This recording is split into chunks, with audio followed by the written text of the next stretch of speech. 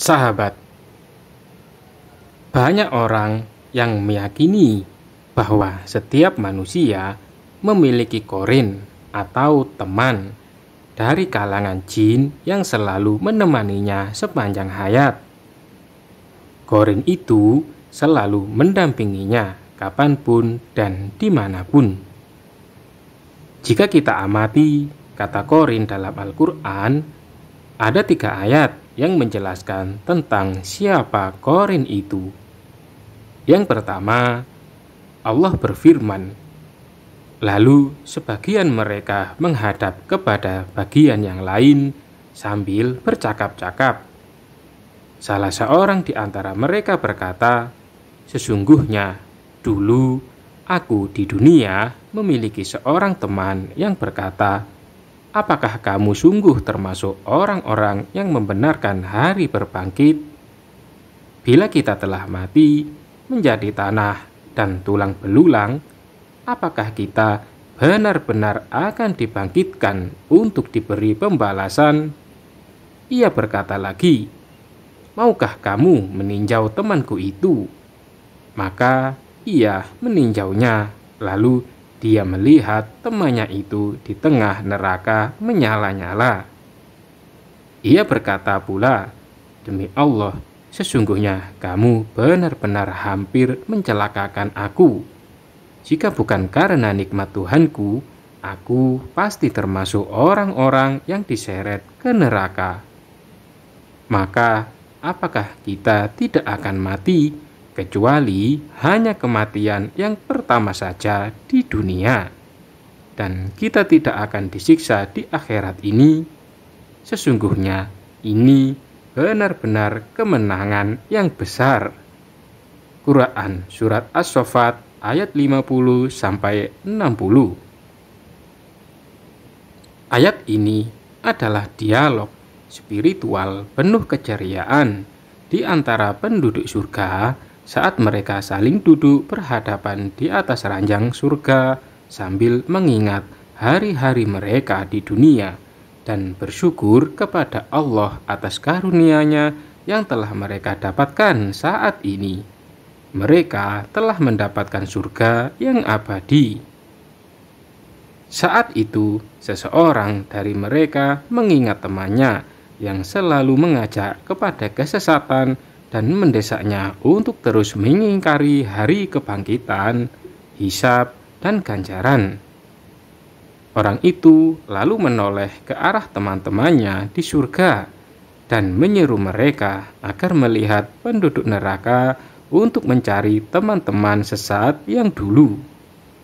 Di tengah neraka, mereka tengah dibakar dalam api yang menyala-nyala dan diberi minum air dari sumber yang sangat panas. Mereka tidak memperoleh makanan selain dari pohon berduri. Buah pohon itu tidak membuat gemuk dan tidak dapat menghilangkan lapar. Melihat hal itu, iman kaum mukminin semakin bertambah. Hati dan lisan mereka semakin tergerak untuk memuji Allah Subhanahu wa Ta'ala. Sahabat, dalam ayat tersebut, makna korin adalah manusia pembangkang yang hidup di dunia dan selalu menghalangi jalan Allah. Di neraka jahanam, ia tetap dikenal oleh temannya yang mukmin. Sementara itu, jin tidak dapat dilihat dan dikenali oleh seorang mukmin. Yang kedua, Allah berfirman, kami tetapkan bagi mereka teman-teman yang menjadikan mereka memandang bagus apa yang ada di hadapan dan di belakang mereka. Tetaplah atas mereka keputusan azab pada umat-umat terdahulu sebelum mereka, dari jin dan manusia. Sesungguhnya mereka adalah orang-orang yang merugi. Quran Surat Al-Fusilat ayat 25. Sahabat, orang yang merugi selalu dikelilingi oleh teman-teman yang memandang baik sesuatu yang buruk dan mengira bahwa keburukan adalah petunjuk dan hidayah. Apabila mereka telah berhadapan dengan akhirat, maka janji dan ancaman Allah akan tiba. Mereka akan menyesal karena melihat azab. Mereka baru menyadari sepenuhnya bahwa dirinya telah kufur. Dari ayat tersebut, makna Qorin ada yang dari kalangan jin dan ada yang dari kalangan manusia. Keduanya selalu mendorong kepada maksiat dan membimbing kepada kesesatan. Qorin dari kalangan manusia mungkin lebih berbahaya dan lebih merusak akidah dan akhlak. Kedua Qorin itu disebut setan pembangkang, seperti dalam firman Allah, barang siapa menjadikan setan sebagai temannya, maka setan itu teman yang paling buruk. Quran Surat An-Nisa ayat 38. Setiap makhluk mendapatkan azabnya masing-masing. Yang satu akibat kesesatannya, sementara yang lain akibat usahanya menyesatkan teman. Allah berfirman, orang-orang kafir berkata, "Ya Tuhan kami, perlihatkanlah kepada kami dua jenis orang yang telah menyesatkan kami, yaitu sebagian dari jin dan manusia, agar kami letakkan keduanya di bawah telapak kaki kami, supaya kedua jenis itu menjadi terhina." Quran Surat Al-Fussilat ayat 29.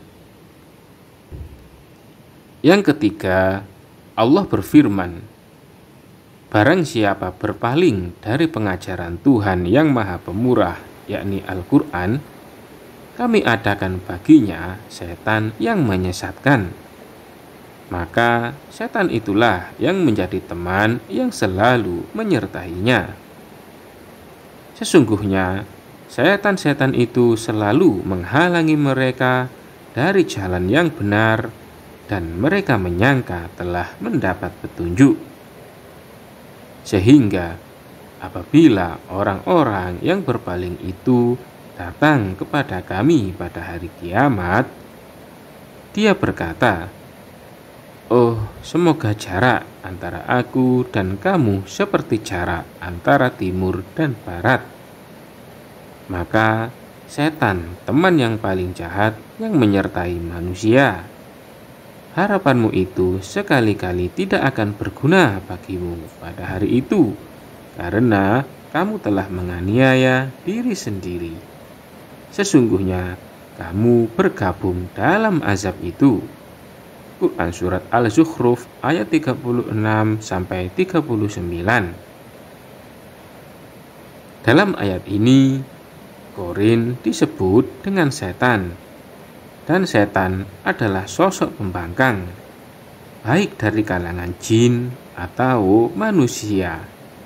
Bahkan setan dari kalangan manusia lebih unggul dari setan yang berasal dari kalangan jin.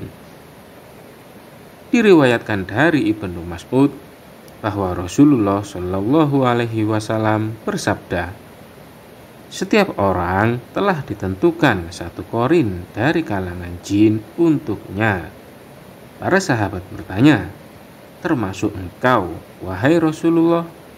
Beliau bersabda, ya, termasuk aku. Akan tetapi Allah menolongku dan selalu menjagaku hingga aku selamat. Qorinku tidak menyuruhku kecuali kepada kebaikan. Aisyah pernah bercerita bahwa pada suatu malam Rasulullah Shallallahu Alaihi Wasallam keluar dari tempatnya. Aisyah menuturkan, aku merasa cemburu. Beliau lalu kembali pulang dan melihat apa yang aku alami. Setelah itu beliau bertanya, ada apa denganmu, wahai Aisyah? Apa kau merasa cemburu? Aku, Aisyah, menjawab, Bagaimana aku tidak cemburu terhadap orang sepertimu?" Lantas Rasulullah berkata, "Apa kau telah didatangi setanmu?" Aku bertanya, "Wahai Rasulullah, apa aku memiliki teman setan?" Beliau menjawab, "Ya." "Apakah setiap orang memiliki teman setan?" Tanyaku lagi. "Ya," jawab Rasulullah. "Apakah engkau juga, wahai Rasulullah?" Tanyaku lagi. Beliau menjawab, "Ya, tetapi Tuhanku melindungiku dari setanku, hingga aku selamat darinya." Wallahu a'lam bishawab.